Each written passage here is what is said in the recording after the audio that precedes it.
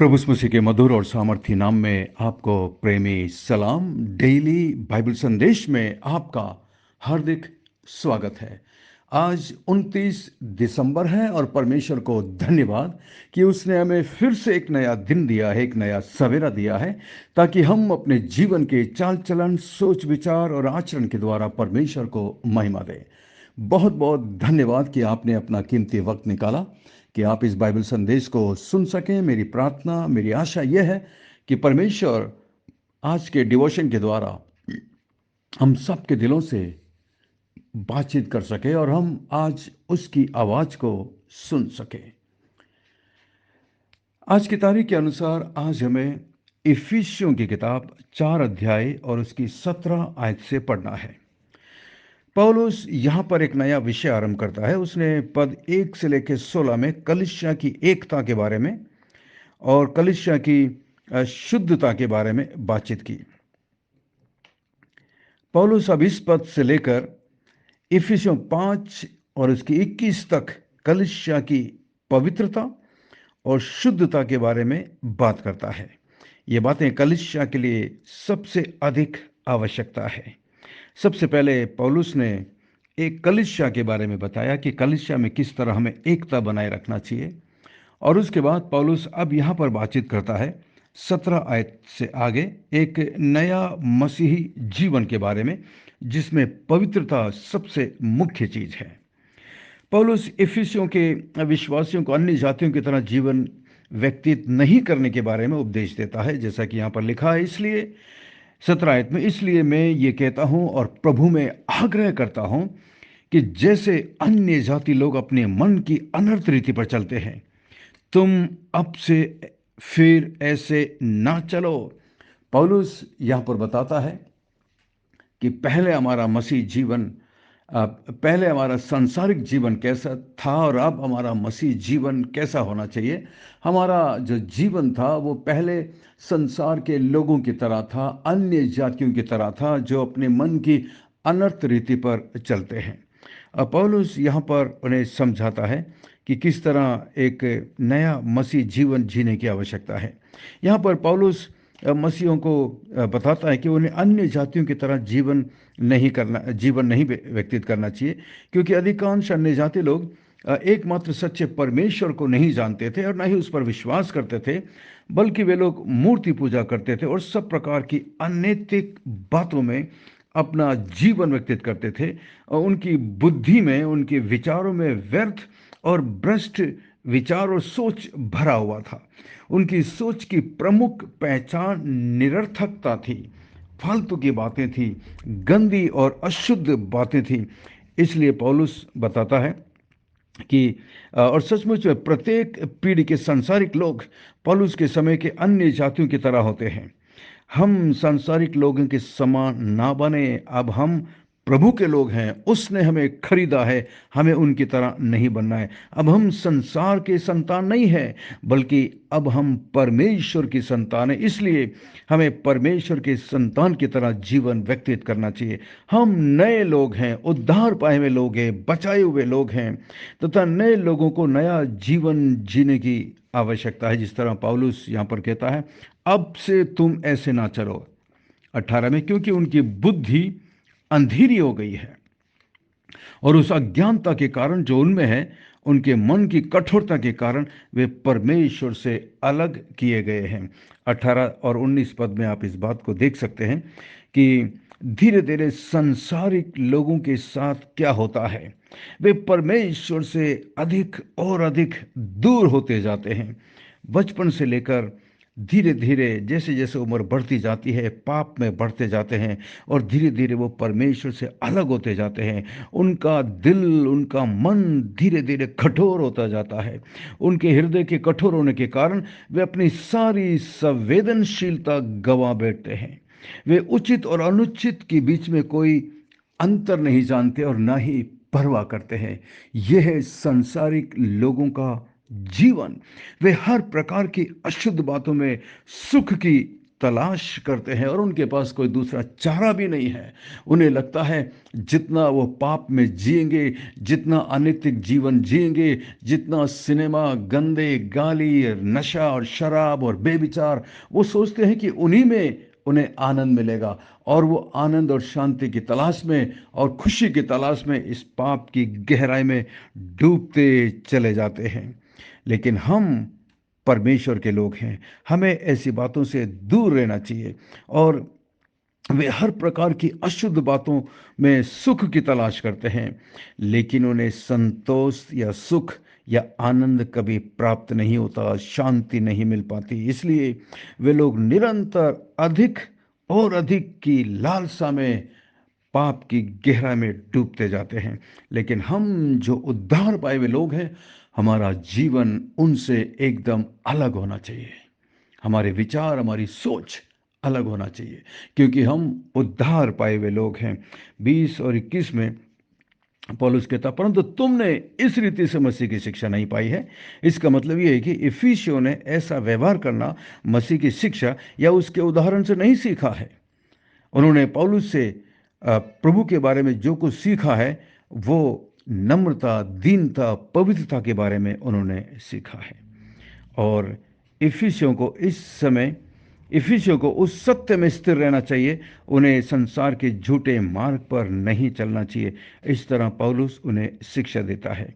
22 में देखिए, इफिसियों ने मसीहों से क्या सीखा। इफिसियों के लोगों ने यीशु मसीह से क्या सीखा? उन्होंने ये सीखा था कि उन्हें अपने पुराने मनुष्यत्व को उतार कर त्याग देना चाहिए। इसका मतलब यह है कि उन्हें अपने पुराने पापी स्वभाव की सोच, विचार, अभिलाषा और ये गतिविधियों को दूर कर देना चाहिए, छोड़ देना चाहिए, त्याग देना चाहिए। हम में से प्रत्येक व्यक्ति पापी स्वभाव के साथ जन्म लेता है। जब तक हम मसीह को ग्रहण नहीं करते, तब तक हम उसी पापी स्वभाव के अधीन में होते हैं, गुलाम में होते हैं। हमारा पुराना मनुष्य तो सामान्य तौर पर हमारा वो व्यक्तित्व होता है जो हमारे साथ हमारे पापी स्वभाव के अधीन रहने तक जीवित रहता है। इसलिए हमें नया मनुष्यत्व धारण करना चाहिए। पद 24 में इस बात को लिखा हुआ है, अपने पुराने मनुष्यत्व को उतार देना चाहिए, मार देना चाहिए। और 23 में पौलुस इफिसियों को आगे बताता है कि उन्हें अपने मन के स्वभाव में नया बनते जाना चाहिए। जिस तरह 23 में पौलुस विश्वासियों को बताता है कि अपने मन के आत्मिक स्वभाव में नए बनते जाओ, नए बनते जाओ। This is a continuous process. उद्धार पाने के बाद हम एकदम पवित्र नहीं हो जाते, एकदम सिद्ध नहीं हो जाते, और ना ही हम कभी सिद्ध हो सकते हैं इस दुनिया में रहते हुए। स्वर्ग की इस तरफ हम हमेशा इस अभिलाषा के साथ जिएंगे कि हमें प्रभु की समानता में बढ़ते जाना है। कोई भी व्यक्ति संसार के अंदर कभी नहीं कह पाएगा कि मैं पूरे तरीके से सिद्ध हो गया हूं या प्रभु की समानता में हो गया हूं। कभी कोई नहीं कह पाएगा। लेकिन जब तक हम इस संसार में रहते हैं, हमें उस मार्ग पर चलते रहने के लिए प्रयास करते रहना चाहिए। यहाँ पर जैसा लिखा हुआ है 23 में, और अपने मन के आत्मिक स्वभाव में नए बनते जाओ, बनते जाओ, बनते जाओ। जब से आपने उद्धार पाया है, तब से लेकर आज तक कितने साल हो गए,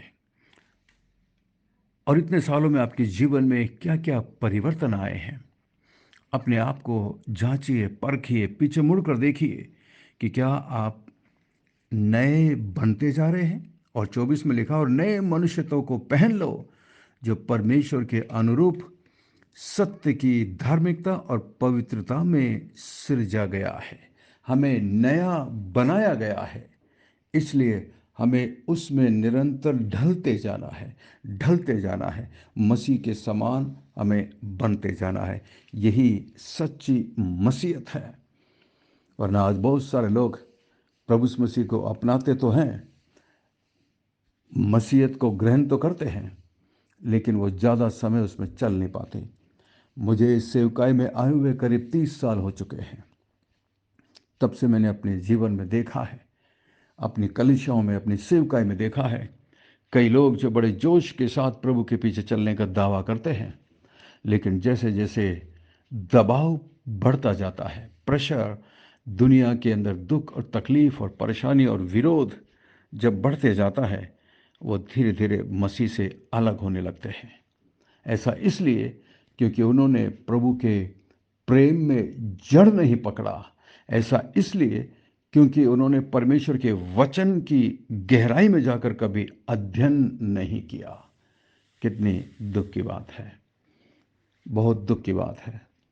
इसलिए परमेश्वर का वचन ही आपको मजबूत बनाकर रख सकता है, ताकि हम एक दिन जब संसार को छोड़ें और जब हम स्वर्ग में जाएं तो परमेश्वर से वो आनंद और वो मुकुट हासिल कर सके, वो प्रतिफल हासिल कर सके जो हमारे लिए रखा गया है। परमेश्वर इस वचन के द्वारा आपको आशीष दे। आइए हम प्रार्थना करें। स्वर्ग में विराजमान जीवित और जिंदा परमेश्वर, अनुग्रहकारी दयालु पिता, विलंब से कोप करने वाले अति करुणामय परमेश्वर, धन्यवाद। धन्यवाद आपकी सारी आशीषों के लिए, आज के दिन के लिए, आपके पवित्र आत्मा के लिए, आपके पवित्र वचन के लिए धन्यवाद। हमारी मदद करिए प्रभु, ताकि ये नया जीवन जो आपने हमें दिया इस नए जीवन में हम निरंतर बढ़ते जा सकें और अपने जीवन से आपको हम महिमा दे सकें। हमें क्षमा करना प्रभु, हमें माफ़ करना जब हमने अपने व्यवहार से, अपने बातचीत से पवित्र आत्मा को दुखी और शोकित किया है। हमें अपनी पवित्र आत्मा की शक्ति दीजिए, ताकत दीजिए, ताकि हम इस संसार के अंदर अन्य जातियों के सामने एक परिवर्तित जीवन, एक बदला हुआ जीवन उनके सामने पेश कर सके, ताकि वो भी हमारे इस मसीह जीवन को देखकर आपके नज़दीकता में आ सके।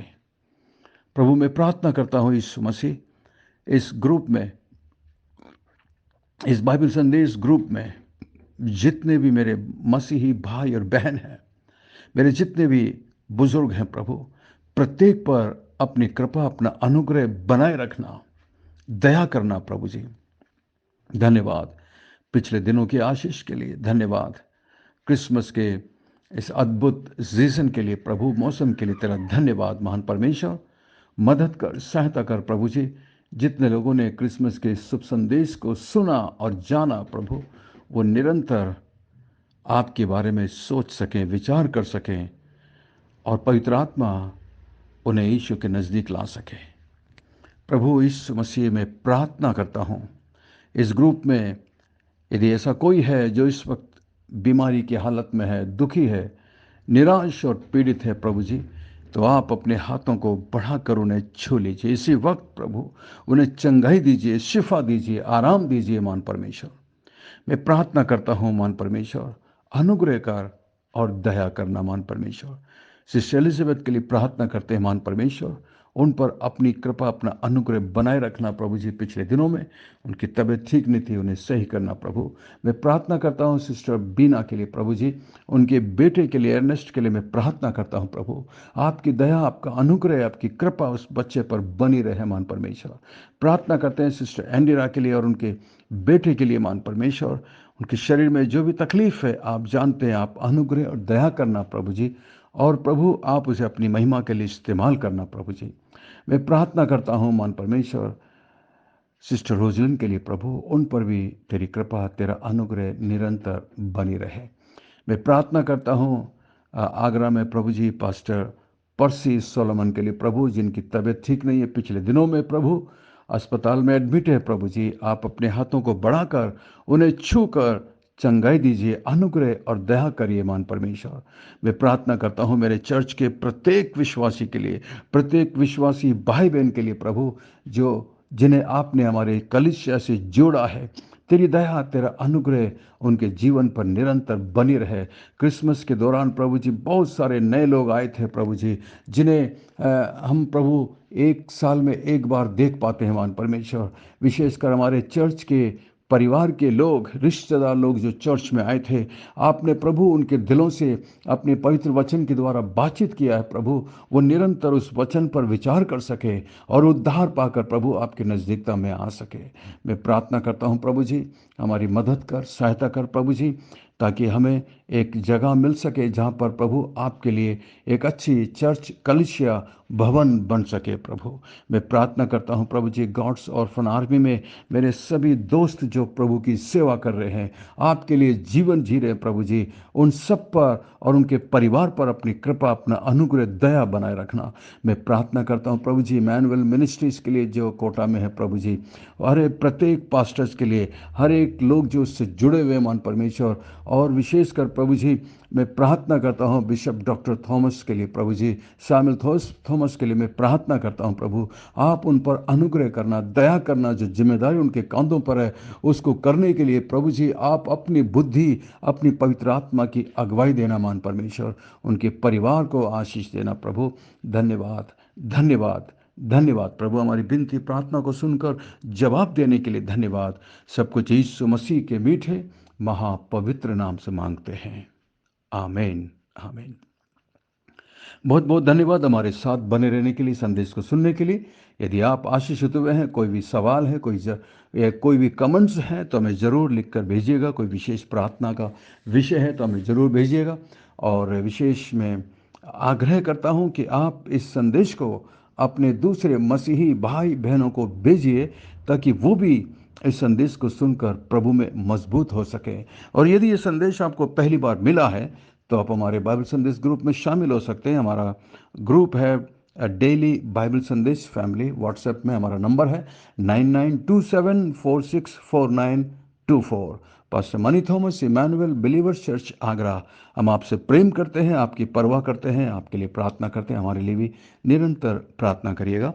अंत में सवाल है, इफिसियों 4 अध्याय और उसकी 22 और 23 आयत को पढ़कर बताइएगा कि हमें पौलुस क्या उतार डालने के लिए कहता है और क्या पहनने के लिए बोलता है। 22 और 23 आयत को और 24 आयत को पढ़कर बताइए कि हमें क्या उतारना है और क्या पहनना है। परमेश्वर आपको बहुत बहुत आशीष दे। थैंक यू, धन्यवाद। God bless you, we love you, have a great great day.